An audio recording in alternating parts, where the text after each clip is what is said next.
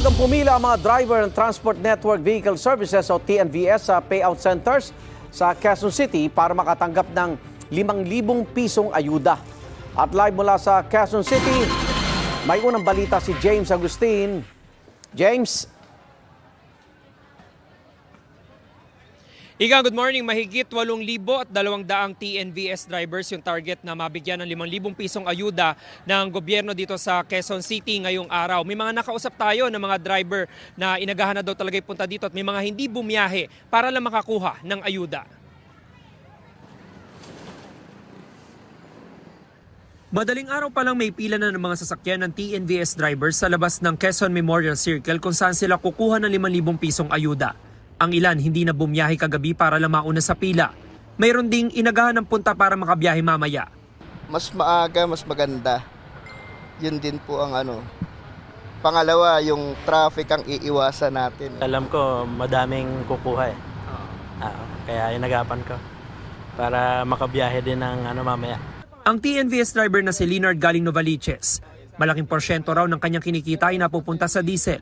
Yung 5,000, kulang na po yan. Halos isang araw at kalahati lang po namin gagastusin sa konsumo sa petrolyo yan. Pasalamat na po dahil tulong ng gobyerno. Nangalahati naman ang kita ng full-time TNVS driver na si Noriel dahil sa sobrang mahal ng diesel, kaya malaking tulong sa kanya ang ayuda. Malaking halaga to para sa amin kasi sobrang taas talaga ng diesel. Next week nga, pag tumaas pa, siguro ihinto na muna ako sa biyahe kasi sayang yung pagod. Sa diesel lang talaga napupunta. Dahil lumaban na ang pila ng mga sasakyan sa elliptical road, inabisuhan sila ng mga traffic enforcer na humanap ng parking. Si Rogelio sa Visayas Avenue pinarada ang minamanehong sasakyan. Dala-dala niya mga requirement para makakuha ng ayuda. Malaking bagay na rin yun. Kasi dati nung takbo ko ng 100, 160, lang yun, mga 1,000 to. Ngayon, umabot ng 1,800 na eh. Laki ng tinaas. Bago ang ayuda, sabi ng TNVS drivers, diskarte muna para makatipid sa konsumo. Kung saan may booking, pagka-drop ko, doon na lang ako. Nag-aantay ng booking. Pag palusog, pre-wheel. Para diskarte na lang eh. Pre-wheel. Wala talaga. Kahit anong gagawin mo, pag mahirap ang biyahe.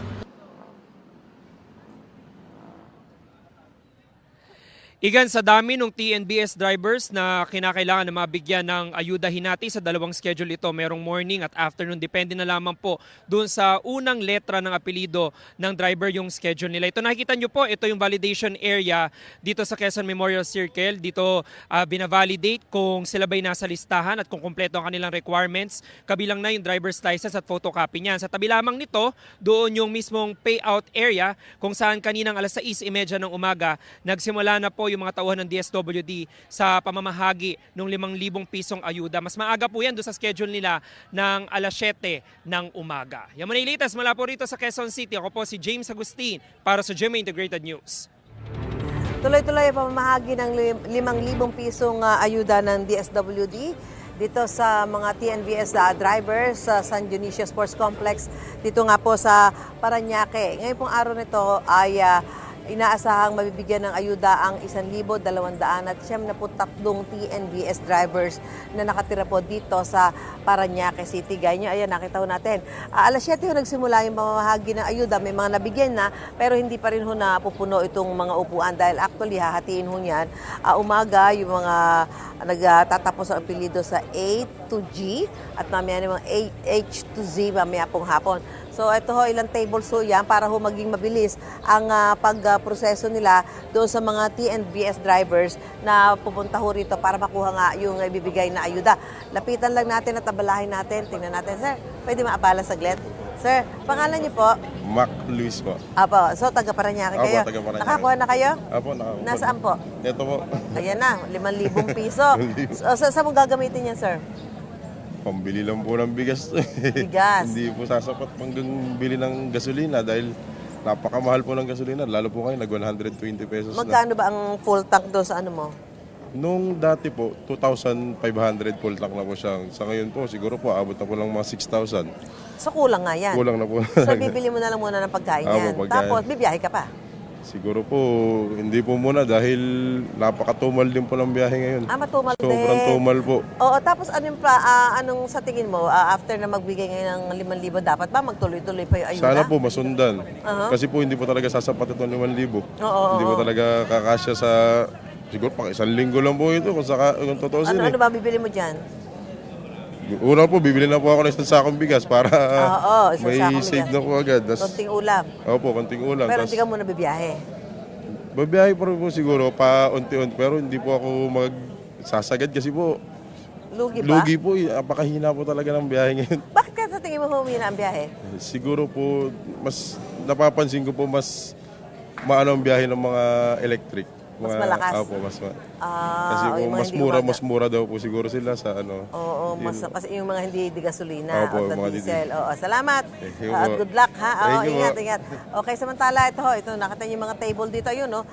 Pagkatapos ng mga proseso at nakita nila na kumpleto naman at talaga kasama ho doon sa listahan na pinablish ho ng LTFRB mula doon sa yung listahan ay galing doon sa mga transport network companies ay binibigay naman ho agad nila. Hindi naman ho sila nagtatagal dito. Actually, hindi ho sila naiipon. Sir, magandang umaga po. Kumusta po? Magandang umaga po, ma'am. Nakatanggap na ho ba? Ito pa po, ma'am. Nakapila pa lang po. Nasa pila, pero Opo. kayo po'y taga Paranaque. Yes po, Kung opo. matanggap niyo yung 5,000, saan niyo po gagamitin? Ay, magpapakarga po ako ng gas po. Gas. Tapos yung sobra naman sa pagkain siguro. May yung bang 5,000, makakapag full tank kayo? Makasya na po full tank. Sobra Full pa. tank. Okay, tapos bibiyahe po uli kayo? Yes po, opo. Sa tingin niyo ho, dapat po ba masundan yung ayuda na yan? Sana po, ma'am. Magkano po kung susundan ng ayuda? Ay, kung magkano po ang gusto, pwedeng ganun pa rin o pwedeng mas mataas. Paano niyo ho inaano yung buhay ngayon, paghahanap buhay? Ay, tiyaga lang po, ma'am, kasi talagang mahirap talaga ang buhay ngayon. Opo. Mahirap po talaga. Opo, mahirap. So malaking bagay ho ba yung may mga Yes ganito? po, opo. Napakalaki po. Napakalaking Yes bagay po, po. Okay, po. salamat sir. Yes po, ma'am. Yan po yung mga kapuso natin, mga TNVS drivers na pumunta nga ho dito sa San Dionisio Sports Complex para makuha yung 5,000 pisong ayuda na galing po dito sa DSWD. So siyempre, yung iba sabi nga ay gagamitin nila para sa kanilang trabaho. Yung iba naman, pambibili ho ano kanilang mga pangangailangan gaya ng pagkain. Sa panayam ho natin kanina kay DSWD Secretary Rex Gatchalian, nilinaw niyang mula sa TNC o Transport Network Companies ang listahan ng mga TNVS driver na bibigyan ng ayuda. Kasunod po yan ang reklamo ng ilang driver na wala sila sa listahan. Sisikapin po namin na makuha ang panig ng Transport Network Companies kaugnay po ng isyong ito. Umabot na sa 403 ang bilang ng mga gasolinahang nagsara sa gitna ng mega oil price hike. Batayan sa monitoring ng Philippine National Police sa mahigit 14,000 gasolinahan sa bansa. Iniimbestigahan ng PNP ang dahilan ng pagsasara ng mga gasolinahan. Inaalam din nila kung sangkot ba ang mga ito sa profiteering o hoarding. May 2 kaso ng naisampa dahil sa hoarding at profiteering sa magkahiwalay na lugar sa Eastern Samar.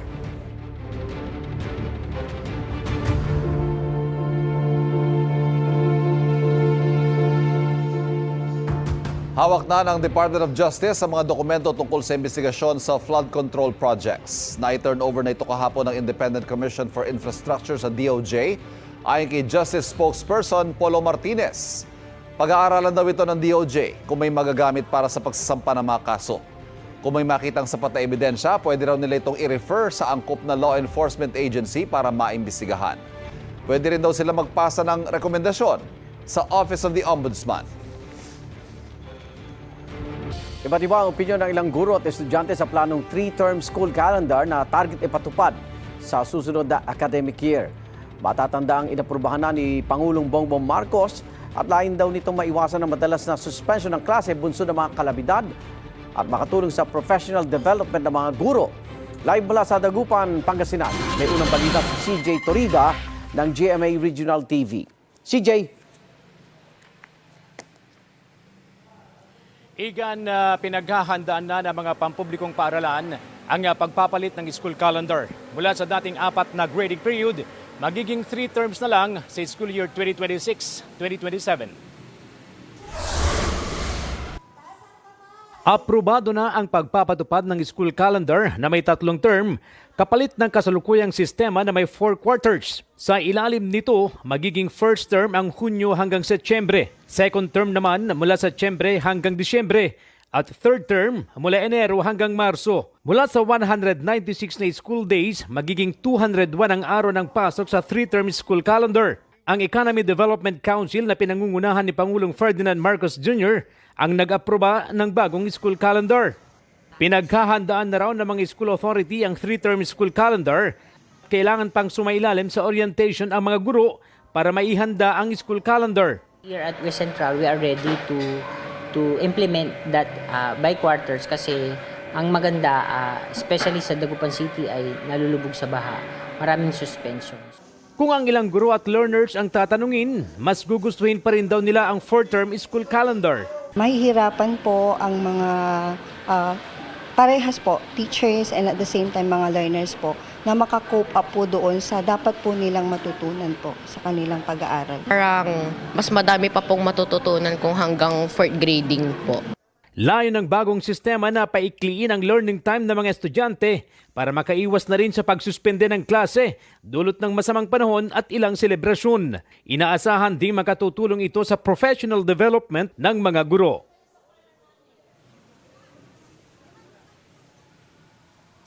Igan, hanggang sa ngayon ay hindi pa naglalabas ang DepEd ng mga panuntunan para sa implementasyon nito. Balik sa iyo, Igan. Maraming salamat, CJ Torida ng GMA Regional TV. Dahil officially tag-init na nga, nagpaalala ang Department of Health sa publiko na mag-ingat at sa heat-related illnesses. By iba't ibang diskarte naman ang ating mga kapuso para mapawi ang init. Live mula sa Pasig, may unang balita si EJ Gomez. EJ!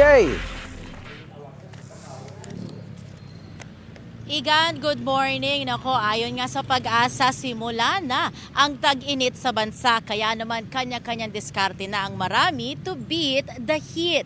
Inalam natin ang mga hack na yan mula sa mga kapuso nating naghahanap buhay at may mga negosyo under the sun. Bye-bye cold weather. Hello-hello sa tag-init o dry season. Kahapon, March 23, inanunsyo ng Pag-asa ang formal na simula ng tag-init sa Pilipinas. Ayon sa State Weather Bureau, magiging mas mainit na ang temperaturang mararanasan ng buong bansa. Kaya ang 55 years old na si Josibel na may maintenance na gamot dahil sa high blood pressure, doble ingat ngayon sa kanyang trabaho bilang isang street sweeper. Sobrang init, sumasakit ang ulo namin. Tapos, lalo pa pag high blood ka. Pag mainit, sinabi naman din sa office na silong-silong, pampuna sa pawis at saka sapin sa likod. Pagbasa, magbibihis po kami kasi mahirap din po na matuyuan kami ng pawis. May diskarte rin sa oras ng paglalako ang 3 dekada ng taho vendor na si Redento. Alas 5, alis na ako. Hanggang alas 9 lang ako, alas 10 ganyan. Pagka mainit na, uwi na ako eh. Kailangan marami may baong kang tubig. Inom ng tubig pag mainit. Ganyan din ang ginagawa ngayon ni Reynaldo na agad daw nauubos ang baon niyang tubig sa pamamasada ng tricycle. Gabi na rin po ako namamasada. Bali, namamasada po ako mga alas 5 ng hapon hanggang alas 6, alas 7 ng umaga na rin. Mga ganun po. Kasi nahirapan din po ako sa init. Tis-tis lang po talaga kasi yan talagang hanap buhay po. Mas dinagdagan naman daw ang electric fan sa kainan ng pinagtatrabahuhan ng cook na si Herbert para iwas pawis at stress sa mga customer. Mayroon din silang buko pandan, fruit salad at mga ice cream para pampawi ng init sa mga customer.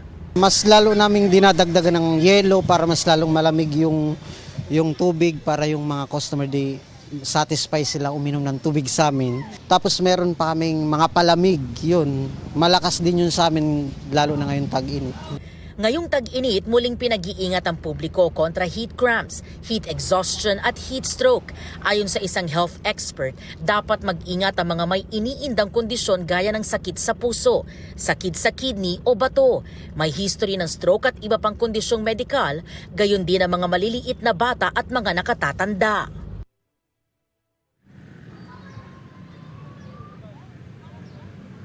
Igan, ayon pa sa Pag-asa, bagamat tag-init na, maaari pa rin daw maranasan ang mabilis o panandaliang pag-ampon at malamig na temperatura dahil sa mga umiiral na easterlies. Posible rin daw ang mga thunderstorm pagsapit ng hapon. At yan, ang unang balita mula po dito sa Pasig City. EJ Gomez para sa GMA Integrated News. Igan, mauna ka sa mga balita, mag-subscribe na sa GMA Integrated News sa YouTube para sa iba't ibang ulat sa ating bansa.